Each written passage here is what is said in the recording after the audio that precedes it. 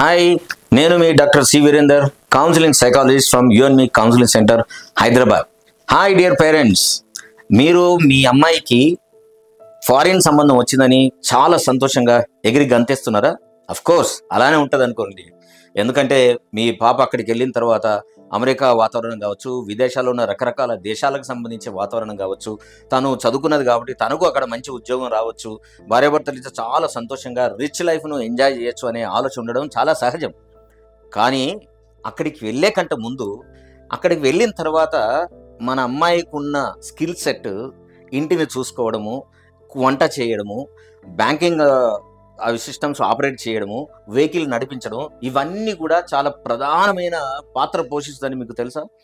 ఇప్పటికీ మా కౌన్సిలింగ్ సెంటర్కి వచ్చే చాలామంది అబ్రాడ్ నుంచి వచ్చే కపుల్స్ అందరు కూడా భర్తలకి భార్యల మీద చాలా కంప్లైంట్స్ ఉంటాయి. ఏంటి కంప్లైంట్? ఒకటి, పొద్దున్న లేచి రాత్రి వరకు ఇంట్లోనే ఉండడం. ఎందుకంటే బయట వాతావరణం అంతా చలిగా ఉంటుంది, బయటికి వెళ్ళాలంటే కార్ నడిపి రావాలి, బయటికి వెళ్ళాలంటే విషయాలు మనకు తెలుసుకోవాలి, దాని టెక్నాలజీ చాలా అప్డేట్గా ఉండాలి.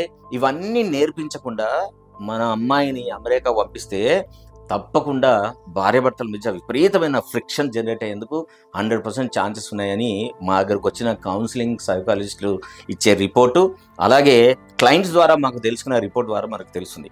కాబట్టి అమ్మాయిని విదేశాలకు పంపించే కంటే ముందే దయచేసి మీరు కౌన్సిలింగ్ సెంటర్కి పంపి ఇట్లాంటి విషయాల మీద ట్రైనింగ్ ఇప్పించండి. ఒకటి, టెక్నాలజీ అప్డేషన్. 2, home taking. 3, ఆ అమ్మాయికి వంటకు సంబంధించిన విషయాలు.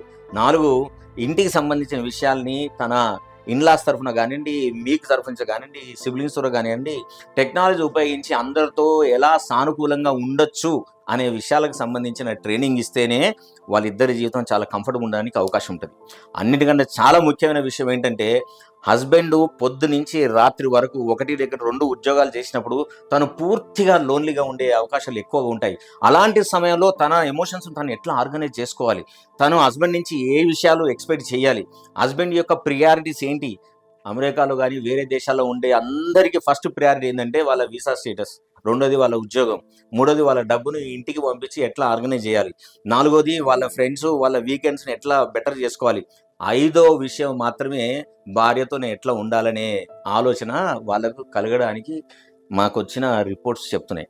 కాబట్టి before going in to that marriages I suggest please get awareness about this. లేకుంటే అక్కడికి వెళ్ళిన తర్వాత విపరీతమైన ఆందోళనతోటి, లోన్లీనెస్ తోటి అమ్మాయిలు చాలా చాలా బాధపడే అవకాశాలు ఎక్కువగా ఉన్నాయి. కాబట్టి please take care on this note, then you go forward for your marriage alliance. All the best and take care.